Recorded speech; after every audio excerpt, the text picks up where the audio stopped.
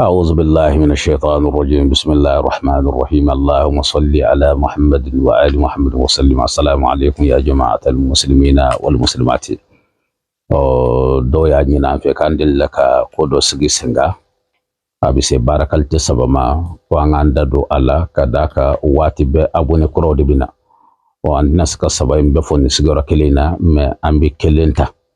amina keleminta o de kuma dola mado yoro kaja iba soro nashiti se ko soro 70 se ko soro mum se ko lu soro o de duwoye o an ya sigi singa wati dola me aduwo anye fen fla de ta ala o do yara kunya kanu aduwo nunu nam se ka qur'ana kala ka jiguye ngo tine ka kokono ma fa ma ya kai me beni ka ta chugodo o niti min ka chaya kana fo o nakono sira no kam be fla de ta o de suratu yasin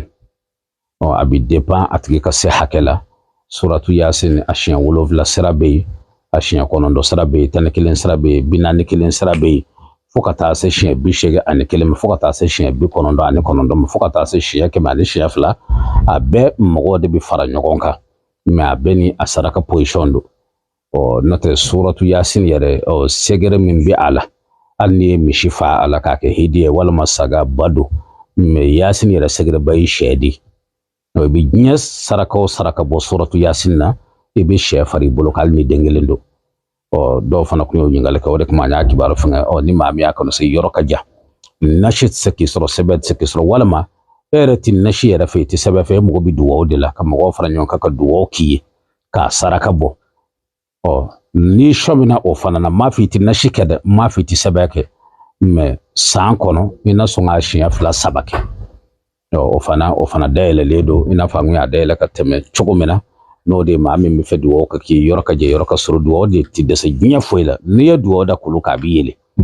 o tuma ka jira ka fo o sira in fana bina kontine o ka to sena ni ma mi kibare ya soro na shikadiye na shimandi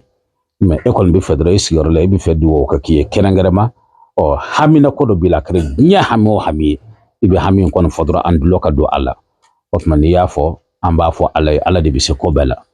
o de kuma da kurunya fulana amba fa assalamu alaikum wa rahmatullahi wa barakatuh